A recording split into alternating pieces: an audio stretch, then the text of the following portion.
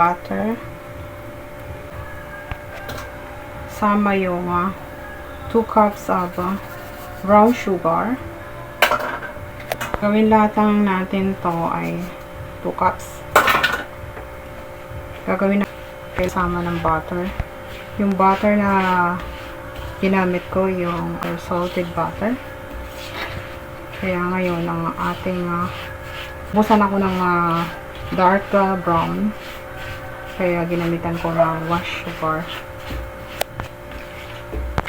So, ngayon, ika-caramelize lang natin to kasama ng sugar para maganda yung ating kalalabasan ng ating brownish.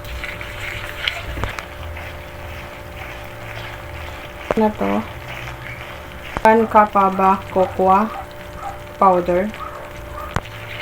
So, atin lang itong haluin. So, ngayon ay so, ayan, 1 cup of chocolate chips.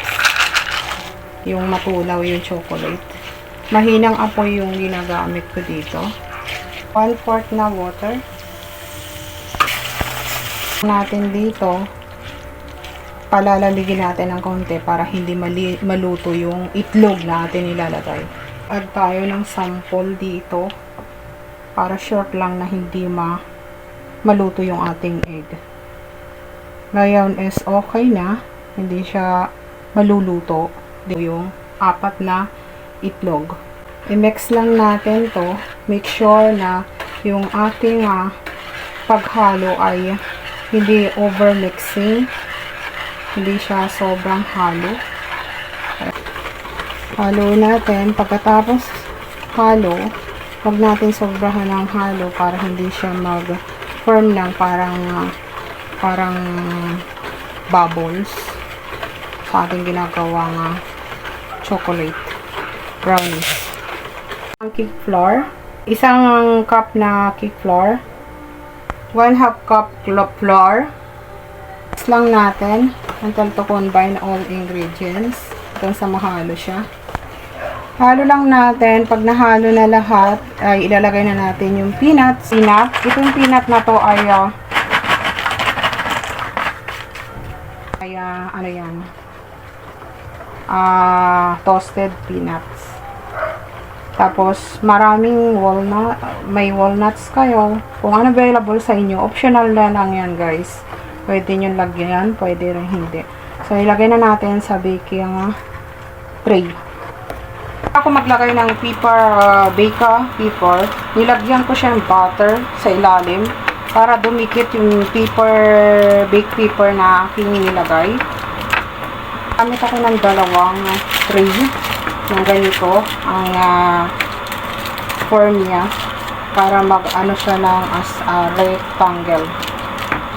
Siya ng rectangle dito sa ating gagawing Fuji bar to chocolate Fuji bar. So, ang gagawin natin dito, lalagay natin. Ayan. Side lang natin tong isa na to siya.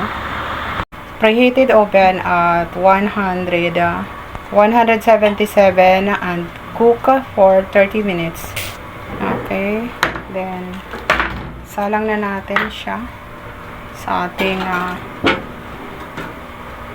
ayan. Tapos sa ilalim lang natin ilalagay yung isa para sabay silang maluluto yung ating Fuji bar. Ayan. Ayan natin ilagay kasi mayroon naman siyang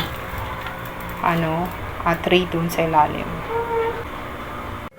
Serve na. Good for birthday and holiday, this coming holiday occasion. Chocolate Fuji bar. Toppings of walnuts like this.